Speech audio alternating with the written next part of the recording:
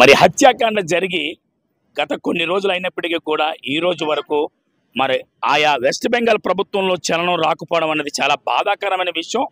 ఏది ఏమైనప్పటికీ కూడా ఈ ఆర్జిక హాస్పిటల్ అసలు ఏం జరిగింది, ఏం జరుగుతుంది, ఎప్పటి నుంచి జరుగుతున్న ఈ చర్యలు, అసలు స్త్రీల మాన ప్రాణాలకు గ్యారంటీ ఏంటి, ప్రభుత్వాలు పరిపాలించే కార్పొరేటర్లు, ఎమ్మెల్యేలు, ఎమ్మెల్సీలు, ఎంపీలు, మంత్రులు, మరి అలాగే ముఖ్యమంత్రులు, మరి రాష్ట్ర మంత్రులు, కేంద్ర మంత్రులు, మరి ప్రధానమంత్రులు వీరే రక్షకులుగా నిలబడవలసింది పోయి ఈరోజు దాని విషయం మీద ఒకంత ఆలోచన కూడా లేకుండా వారి సొంత ఆలోచన మీద ఈ రోజు వరకు పక్కన పెట్టేశారు. నిజంగా స్త్రీల మాన ప్రాణాలకి గ్యారంటీ లేదా? ఒక స్త్రీల విషయంలో ఇలా జరుగుతున్నప్పుడు ఎందుకు ఈ యొక్క చట్టాలు పనిచేయట్లేదు? ఇన్ని వందల చట్టాలు ఉన్నప్పటికీ కూడా భారత రాజ్యాంగంలో ఈ చట్టాలు ఎందుకు పనిచేయట్లేదు? మరి ఇది భారతదేశంలో వెస్ట్ బెంగాల్ ఒక పార్ట్ కాదా? అలాంటి సమయంలో ఈరోజు ఆర్జికే హాస్పిటల్లో డాక్టర్ మౌమితాపై జరిగిన హత్యాకాండ ఏదైతుందో ఈ రోజు వరకు నిమ్మకు నీరెత్తినట్లు కూడా పట్టించుకోకుండా ఒక పక్కన పెట్టేస్తున్నారు. అదే కాక బేరసార్లు ఆడే దిశలో తీసుకెళ్తున్నారు. ఇది ఎలా చూడొచ్చు? దీని విషయమై మరి మాట్లాడడానికి మనతో పాటు ఎవరైతే కింగ్ జార్జ్ హాస్పిటల్ మరి ల్యాబ్ టెక్నీషియన్స్ ఎవరైతే ఉన్నారో, అందులో మరి నర్సుల డిపార్ట్మెంట్ ఎవరైతే ఉన్నారో వారు మనతో పాటు ఉన్నారు. వారితో మాట్లాడే ప్రయత్నం చేద్దాం. మరి ఈ విషయం మీద స్పందించడానికి మనతో పాటు చాలా మంది ఉన్నారు. వారితో మాట్లాడే ప్రయత్నం చేద్దాం. రాజశేఖర్ గారు చెప్పండి, అసలు ఈ హత్యాకాండ స్త్రీల మాన ప్రాణాలపై ఎప్పటికీ కూడా గ్యారంటీ లేకుండా స్వతంత్రం వచ్చిన ఇన్ని సంవత్సరాలు అయినప్పటికీ కూడా స్వతంత్రం వచ్చింది అంటున్నారు. అసలు ఏంటి, ఏ విధంగా చూడొచ్చు? అందరికీ నమస్కారం అండి. నా పేరు D Rajasekhar Reddy. Andhra Pradesh government employees association city ప్రెసిడెంట్గా ఉన్నాం. మరి ఏదైతే వెస్ట్ బెంగాల్లో హత్యాకాండ జరిగిందో దాన్ని మా ఏపీజే పక్షాన, అదేవిధంగా ల్యాబ్ టెక్నీషియన్ పక్షాన తీవ్రంగా ఖండిస్తున్నామండి. మరి స్వాతంత్రం వచ్చింది అంటున్నారు. ఏ విధంగా వచ్చిందో అనేది మాకు కూడా అర్థం కావటం లేదు. ఎందువల్లంటే ప్రతిరోజు జరుగుతూనే ఉన్నాయి అత్యాచారాలు స్త్రీలపై. మరి గవర్నమెంట్ కానీ లేకపోతే గవర్నమెంట్ ఎటువంటి జస్టిస్ కూడా చేయలేకపోతుంది. మరి ఎందువల్ల చేయలేకపోతుంది? మరి దీనికి శాశ్వత పరిష్కారం దొరుకుతుందా లేదా అనే అనుమానం మాకు కలుగుతుంది. దీన్ని మరి ఎట్టి పరిస్థితుల్లో కూడా ఆ అమ్మాయికి న్యాయం జరిగే విధంగా గవర్నమెంట్ చర్యలు తీసుకోవాలని చెప్పి మా తరఫున, అందరి తరఫున కోరడం జరుగుతుంది. రాజశేఖర్ గారు, అంటే ఇవి నిన్న మొన్న జరుగుతున్నట్టు కాదు కదా, కొన్ని అంటే వందల ఏళ్ళ నుంచి జరుగుతూనే ఉన్నాయి. ఆనాడే గాంధీ గారు ఒక మాట అన్నారు, అర్ధరాత్రి స్త్రీ ఎప్పుడైతే తిరుగుతుందో అప్పుడే అంటే భారతదేశానికి స్వతంత్రం వచ్చినట్టు అని. పట్టుపగలేలాడు జరుగుతుంది. దీన్ని ఎలా చూడొచ్చు? అదే అండి, ఇప్పుడు 2008లో ఏదో చట్టం చేశారు అంటున్నారు. ఆ చట్టం చేశారు, ఎంతమందికి శిక్షించారు? ఇటువంటి కంటిన్యూ జరుగుతూనే ఉన్నాయి. జరుగుతున్నా కూడా మరి ప్రభుత్వాలు ఎందుకు పట్టించుకోవటం లేదు అనేది అర్థం కావటం లేదు. దీనికి మరి ప్రభుత్వాలు మాత్రం శాశ్వత పరిష్కారం దిశగా ఆలోచించాలి. లేదు అనుకుంటే జ్యుడిషియరీ అన్న చర్యలు తీసుకోవాలని చెప్పి మా వైపు నుంచి కోరుతున్నాం. అంటే ఒక పక్క గతంలో కరోనా విషయంలో అంటే ప్రాణాలకు తెగించి పోరాడారు, మీరందరూ కలిసి పోరాడారు, ప్రాణాలు పెట్టారు కూడా. చాలా మంది డాక్టర్లు ప్రాణాలు కోల్పోయారు, ల్యాబ్ టెక్నీషియన్స్ ప్రాణాలు కోల్పోయారు, నర్సులు కూడా ప్రాణాలు కోల్పోయారు, స్టాఫ్ కూడా ప్రాణాలు కోల్పోయారు. అలాంటి ప్రాణాలు తెగించిన మీపై ఎందుకు ఇలాంటి అంటే అవాంఛనీయ సంఘటనలు జరుగుతాయి? మరి అదే మేము చెప్తున్నామండి. ఇప్పుడు మెడికల్ పరంగా ప్రాణాలు కాపాడే స్టేజ్లో ఉన్నారు డాక్టర్స్. మరి అందరికీ తెలిసిన విషయమే, దేవుడు జన్మనిస్తే డాక్టర్ పునర్జన్మనిస్తాడు అనే ఒక ఇది ఉంది, అందరికీ తెలిసినది అది. కానీ మరి వారిపైన, ప్రాణాలు కాపాడే వారిపైన ప్రాణాలు తీస్తున్నారంటే మరి ఇటువంటి చర్యలు మళ్ళీ ఇంకోసారి జరగకుండా చర్యలు తీసుకోవాలని మేము మా తరఫున కోరుతున్నామండి. అసలు ఆర్జికే హాస్పిటల్లో ప్రత్యేకంగా ఏం జరుగుతుంది? అక్కడ ఏం జరుగుతుంది? అసలు ఎందుకు ఇవ్వడం మాట్లాడడం కారణాలే? మనం సోషల్ మీడియాలో ద్వారా తెలుసుకున్నది ఏంటంటే అక్కడ ఏదో మొత్తానికి హాస్పిటల్లోని జరుగుతున్న విషయాలు ఆ అమ్మాయికి తెలిసింది. ఆ అమ్మాయికి తెలిసింది కాబట్టి ఆ నయానో భయానో ఒప్పించాలనుకున్నారు. కానీ అది జరగలేదు. జరగకపోవడం వల్ల ఆ అమ్మాయిని అత్యాచారం చేశారని చెప్పి మాకు తెలిసిన దీని ప్రకారం సోషల్ మీడియా ద్వారా తెలుసుకున్న విషయం అండి ఇది. పోరాటంలో నిజంగా మౌమితాకి మద్దతు పలకడానికి వచ్చిన ఎవరైతే ఉన్నారో వారితో కూడా మాట్లాడే ప్రయత్నం చేద్దాం. అంటే మీరు ఎప్పటి నుంచో ఇక్కడ సుపరిచితులుగా ఉన్నారు, మరి కేజీ టెక్నీషియన్గా, సీనియర్గా కూడా ఉన్నారు. అనేక సార్లు మీరు కూడా మరి ఉద్యమాలు బాట పట్టారంటే మీ ఒక సమస్యల విషయంలో. ఈరోజు ఒక స్త్రీకి ఇలా జరగడం దీన్ని ఎలా చూడొచ్చు? సార్, ప్రధానంగా మీరు మాట్లాడిన దాని విషయంలో ఈరోజు ఒక మెడికల్ విద్యార్థిని అన్న విషయాన్నే మనం అందరూ కూడా ఫోకస్ చేస్తున్నాం. కానీ వాస్తవానికి ఒక స్త్రీ, ఒక అమ్మాయి ఇంత విధంగా మానభంగం చేయబడి, హత్య చేయబడి, కిరాతకంగా హత్య చేయబడిన విషయాన్ని మనం గుర్తు చేసుకోవాలి. ఒక హాస్పిటల్లో చదువుకుంటున్నటువంటి ఏ వైద్య కళాశాల చదువుకుంటుందో ఆ వైద్య కళాశాలలోనే ఆవిడకి జరిగింది. ఇటువంటి చర్యలు లేదంటే ఇటువంటి సంఘటనలు మనం గతం నుండి కూడా మనం చూస్తూ ఉన్నామండి. ఈరోజు ఒక ఇంజనీరింగ్ కాలేజీలో జరిగినటువంటి సందర్భాలు ఉన్నాయి, మెడికల్ కాలేజ్ జరిగిన సందర్భాలు ఉన్నాయి. పనిచేసేటటువంటి చోట దగ్గర కూడా ఈ స్త్రీలపై జరిగేటటువంటి ఈ చర్యలు అనేటువంటివి ఎప్పుడు జరుగుతూనే ఉన్నాయి. మనం గతంలో చూసుకుంటే 2012లో ఢిల్లీలో నిర్భయ జరిగింది. అప్పుడు కూడా ఒక వైద్య విద్యార్థిని, ఒక పారామెడికల్ విద్యార్థిని మీద ఆ రోజు నడి రోడ్డు మీద బస్సులో పాశవికతంతో తిప్పుతా చేసుకొచ్చారు. అది అయిపోయింది. ఆ రోజు సరైనటువంటి చట్టం తెచ్చుకోలేకపోయాం. మొన్న 2019లో చూసుకుంటే కనుక హైదరాబాద్లో ఒక పశు వైద్యురాలు బండి పార్క్ చేస్తే కనుక అక్కడ లారీ డ్రైవర్లు తీసుకెళ్లి తనకి మానభంగం చేసి చంపేశారు. రెండోది, ఈరోజు మన ఆగస్టు 9వ తారీఖున పశ్చిమ బెంగాల్లో చూసుకుంటే కనుక వైద్య విద్యార్థిని. ఇక్కడ మనకు ఖచ్చితంగా చూసుకోవాల్సింది ఏంటంటే, ఒక అమ్మాయి ప్రతి కుటుంబంలోనూ కూడా తల్లిదండ్రులు కానీ, లేదనుకుంటే అక్క చెల్లెలు కానీ, లేదా అన్నదమ్ములు కానీ గమనించాల్సిన విషయం ఏంటంటే, వైద్య విద్యార్థిని కోసం ఈరోజు మేము రోడ్డుకు రాలేదండి, లేదనుకుంటే వారి కోసమే పోరాడట్లేదు. ప్రతి తండ్రి కూడా, ప్రతి తల్లి కూడా, ఆడపిల్ల కలిగి ఉన్నటువంటి ప్రతి ఒక్కరు కూడా ఈ ఉద్యమంలోకి లేదనుకుంటే వీళ్ళకి సపోర్ట్ చేసినటువంటి అవసరం ఉంది ఇప్పుడు. ఎందుకని, రేపొద్దున మన అమ్మాయి ఒక మెడికల్ కాలేజ్కి వెళ్ళి చదువుకోవాలన్నా, లేదనుకుంటే మన అమ్మాయి ఇంజనీరింగ్ కాలేజ్కి వెళ్ళి చదువుకోవాలన్నా, లేదంటే ఇంకో కళాశాలకి వెళ్ళి చదువుకోవాలనుకున్నా, ఈరోజు స్కూల్లో చూసుకున్నా సరే చిన్నపిల్లల మీద కూడా ఈ రకమైనటువంటి మానభంగాలు జరిగేటటువంటి పరిస్థితులు మనం చూస్తున్నాం. వీటిని ఏళ్ల తరబడి చట్టాలు చేసుకుంటూనే ఉన్నారు. ఈరోజు మన లోక్సభలో చూసుకుంటే 542 మంది ఎంపీలు ఉంటే 78 మంది ఉమెన్ ఎంపీలు ఉన్నారండి. రాజ్యసభలో 244 మంది చూసుకుంటే కనుక మనకి 24 మంది వరకు ఎంపీలు స్త్రీలే ఉన్నారు. 6 సెంట్రల్ మినిస్టర్స్ ఉన్నారు మనకి ఈరోజు. ఈ 6 సెంట్రల్ మినిస్టర్స్ ఓన్లీ ఉమెన్స్. రాష్ట్రపతి ఈరోజు మనకి ఒక ఉమెన్ అయి ఉన్నారు. 102 మంది ఎంపీలను పెట్టుకొని పశ్చిమ బెంగాల్ ఉన్నటువంటి సీఎం ఈరోజు ఒక ఫీమేల్ అయి ఉండి, అత్యధికమైనటువంటి ఎంపీలు స్త్రీ ఎంపీలను ఏంటంటే మన వెస్ట్ బెంగాల్ నుండి పంపించి చట్టసభల్లో వీళ్ళు కూర్చోబెడితే, వీళ్ళు ఒక చట్టం చేయడానికి వీళ్ళ సపోర్ట్కి మేల్స్ అందరు కూడా ఇస్తున్నప్పుడు కూడా ఎందుకు మనం సరైనటువంటి శిక్షలు అమలు చేయలేకపోతున్నాం? మనం సరైనటువంటి చట్టాన్ని ఎందుకు మనం తెచ్చుకోలేకపోతున్నాం?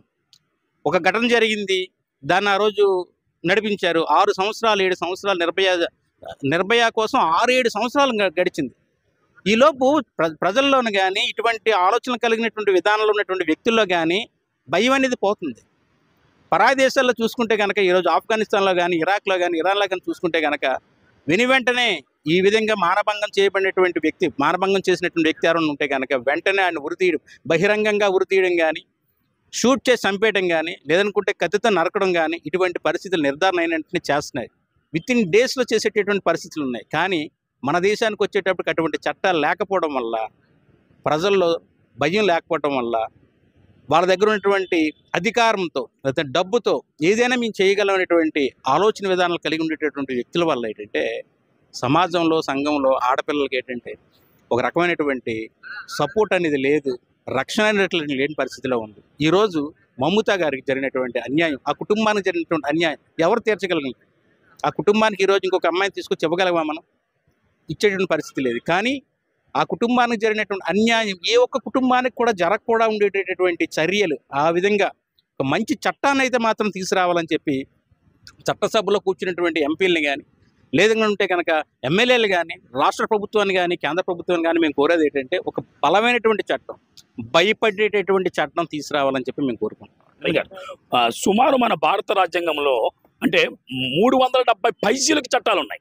చట్టాలు ఉన్నప్పటికీ కొత్తగా మరి ఏదైతే మీరు 2012 మనం మాట్లాడుకున్నామో, 2012లో జరిగిన నిర్భయ ఆవిడ పేరు మీద ఒక చట్టం తయారు చేయబడింది. ఆ నిర్భయ చట్టం కూడా ఈరోజు ఎందుకు పనిచేయట్లేదని చెప్పాలి. ఈ రోజు మరి ఆవిడ కూడా ఏమంటుందంటే, మమతా బెనర్జీ గారు ఓ 10 లక్షలు ఇస్తాం అంటే, ఒక స్టేట్మెంట్, ఒక ప్రెస్ మీట్లు ఏమిస్తానంటే, ఒక 10 లక్షలు ఇస్తాం సరిపోయింది, మరి చనిపోయిన వ్యక్తులు మళ్ళీ రాదు కదా అన్నట్టు క్రియేట్ చేస్తుంది. దీన్ని ఎలా చూడొచ్చు ఒక ముఖ్యమంత్రి అయ్యి? అదేనండి, ఇప్పుడు సుమారుగా నేటికి 9వ తారీఖు నుండి ఈరోజు 19వ తారీఖు 11 రోజులు గడుస్తున్నప్పటికీ రాష్ట్ర ప్రభుత్వం సరైనటువంటి నిర్ణయాలు తీసుకునేటువంటి పరిస్థితిలో ఈరోజు వెస్ట్ బెంగాల్ ఉందండి. ఆవిడ ఒక మహిళా సీఎం అయి ఉన్నప్పటికీ కూడా అటువంటి కాంపన్సేషన్ ఇస్తాననడం అనేది తప్పు.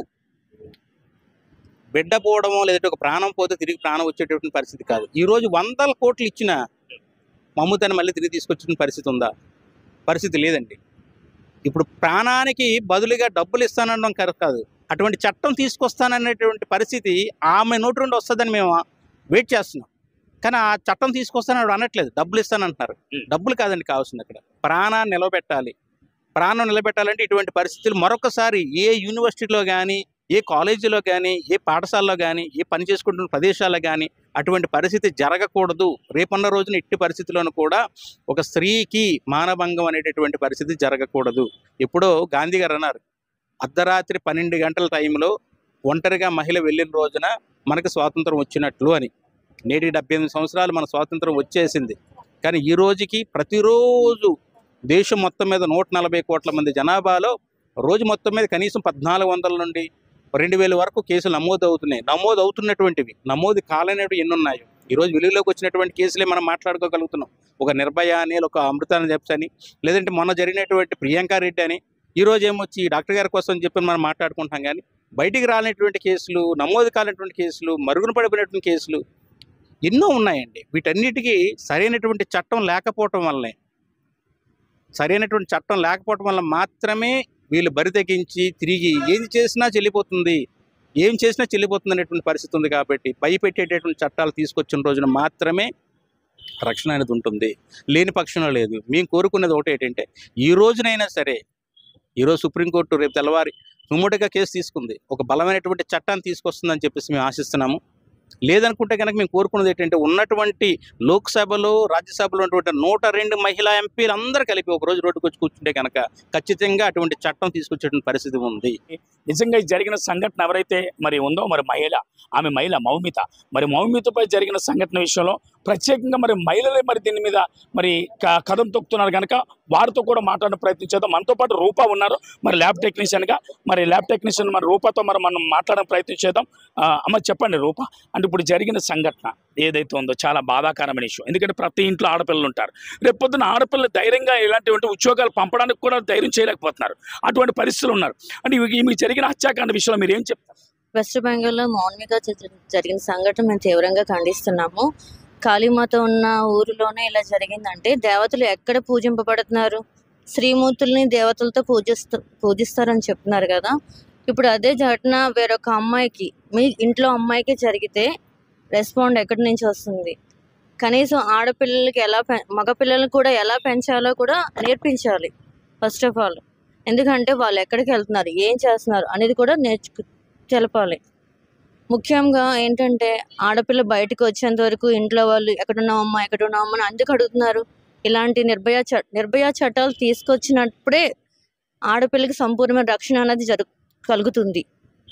అంటే నిర్భయ చట్టాలు తీసుకొచ్చినప్పుడు కూడా అంటే స్త్రీల మాన ప్రాణాలకి గ్యారంటీ కనబడట్లేదు. అంటే స్వతంత్రం అంటున్నారు. అంటే ఇదేనా స్వతంత్రం వచ్చి ఎన్ని సంవత్సరాలైనా స్వతంత్రం అన్నది ఎక్కడ కనిపించట్లేదు. ఈరోజు జరిగిన కేసులు బయటకు ఫోకస్ అయినప్పుడే ముందుకు వస్తున్నారు ఎవరైనా సరే. జరగలేని కేసులు చాలా మటుకు ఇంట్లోనే ఉండిపోతున్నారు చాలా మంది చెప్పలేక. ఎందుకంటే వాళ్ళకి రక్షణ ఇంకేమైనా జరుగుతుందేమో అని భయం. ఫస్ట్ ఆఫ్ ఆల్ ఆ భయాన్ని తొలగించాలంటే గవర్నమెంట్ అన్నది ఒక చట్టం తీసుకురావాలి. ఆ చట్టాన్ని కఠినంగా అమలు పరిచినప్పుడే శిక్షలు అనేవి ఉంటాయి. రూపా గారు, అంటే విదేశాలు తీసుకుంటే అంటే ఇలాంటి జరిగినప్పుడు వెంటనే నడి రోడ్డు మీద తీసుకొచ్చి హ్యాంగింగ్ చేసేస్తున్నారు. అంటే ఊరేసి చంపేస్తున్నారు. అంటే అది ఒక శిక్షగా ఫాలో అవుతున్నారు. మరి భారతదేశంలో అటువంటి శిక్ష చేయడానికి 376 చట్టాలు అడ్డేస్తున్నాయి. మరి ఇలాంటి చట్టాలు చేస్తే బాగుంటుంది. ఆన్ ది స్పాట్ లోనో వీళ్ళకి ఎలా అంటే మనకి అవుట్ ఆఫ్ ఇండియా చూసుకుంటే వాళ్ళకి 3 days, ఆఫ్ఘనిస్తాన్ అయితే 3 days, అమెరికా అయితే 4 days ఆన్ ది స్పాట్ లో వేసేస్తారు. అలాంటి చట్టాలు మన కోర్టు తీసుకొస్తే భయపడతారు జనాలు. అమ్మో ఈ అమ్మాయి ఇలా చూడకూడదు, ఇలా చేస్తే ఇలా జరుగుతుంది అని భయం వాళ్ళకి కలుగుతుంది. అప్పుడే మనకి రక్షణ. అంటే ఎక్కువ భారతదేశంలో జరిగే సంఘటనలన్నీ వైద్య వృత్తి మీద, అంటే అందులో మళ్ళీ స్త్రీల మీదే, వైద్య వృత్తిలో ఉన్న స్త్రీల మీద వీళ్ళు టార్గెట్ చేస్తారు. అంటే వీళ్ళు ఏం చేయలేరనా? అంటే వీళ్ళ వెనకాల ఎవరు ఉండరనా? కారణాలు ఉండరని కాదు, ఉంటారు కానీ ఎవరు బయటికి చెప్పలేరు. చాలా మటుకు ఇలాగే జరుగుతున్నాయి. చెప్పకుండా ఉన్నవి చాలా ఉన్నాయి. ఆ అమ్మాయి బయటకు వచ్చి చెప్పడానికి ప్రయత్నించింది, వాళ్ళకి అది నచ్చలేదు. అందుకే ఆ అమ్మాయిని నోరు మూసి ఇలాంటి పనులు చేశారు. అది అక్కడ ఉన్నది ఒక మహిళా ముఖ్యమంత్రి అయినప్పటికీ కూడా మహిళకి జరిగిన అన్యాయంపై కనీసం స్పందన లేదు. దాన్ని ఎలా చూడొచ్చు? అది వాళ్ళ ఇంట్లో అమ్మాయికి జరిగితే ఎలా చూస్తారో అలాగే చూడాలని నేను ఆవిడని కోరుకుంటున్నాను. ఎందుకంటే ఇది డబ్బులతో కొనేది కాదు. ఒక ఆడపిల్లని, ఒక భవిష్యత్తుని పాడు చేసింది ఆవిడ. అందుకని తీవ్రంగా ఖండిస్తున్నాం ఈ ఘటన. రూపా గారు, అంటే ఫ్యూచర్ లో ఇలాంటివి మరొకసారి ఇంకా ఇదే ఎండింగ్ అవ్వాలి, ఇంకొకసారి జరగకుండా ఉండాలని ఎటువంటి చట్టాలు వస్తే బాగుంటుంది? ఆ చట్టాలు ఎలా ఉంటే బాగుంటుంది? కఠినంగా శిక్షించాలి ఆన్ ది స్పాట్ లో. అంటే వాళ్ళకి ఇంకోసారి ఆడపిల్లని చూస్తే ఇలాంటి పని చేయకూడదు అని చట్టం తీసుకురావాలని కోరుకుంటున్నాను.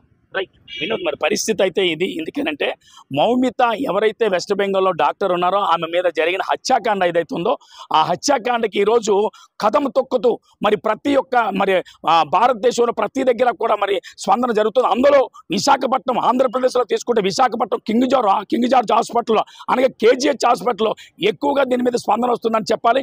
ఏదేమైనప్పటికీ కూడా ఈరోజు ల్యాబ్ టెక్నీషియన్లు కూడా ఒక 10 అడుగుల నుంచి 100 అడుగులు ముందుకేశారని చెప్పాలి. వారు కూడా ఈ యొక్క మరి ఈ ధర్నా ఏదైతే ఉందో, ఈ ఊరేగింపు ఏదైతే ఉందో, ఈ యొక్క సంఘటన ఏదైతే ఉందో ఆ సంఘటనలో పాల్గొని వారు ఒకటే చెప్తున్నారు, మరి ఉన్నది ఉన్నట్టుగా చట్టాలు మారాలి. ఎందుకంటే ఫారిన్ కంట్రీలో 3-4 రోజుల కంటే ఎక్కువ ఉంచారు, వాళ్ళు తీసుకొచ్చి నడి రోడ్డు మీద హ్యాంగింగ్ చేసేస్తారు. అటువంటి చట్టాలు భారతదేశంలో లేకపోవడమే ఇటువంటి వారికి అవకాశాలు దొరుకుతున్నాయి. వారికి కావాలన్న అవకాశాలు కల్పించుకున్నారు. ఇటువంటి వారిపై ఇమీడియట్గా చట్టాలు మరి మార్చి యాక్షన్ తీసుకోవాలని వారు కోరుతున్నారు. వీడియో జర్నలిస్ట్ వినోద్తో CTV news Vizag Venugopal. We want justice. We want justice. పోరాడదాం.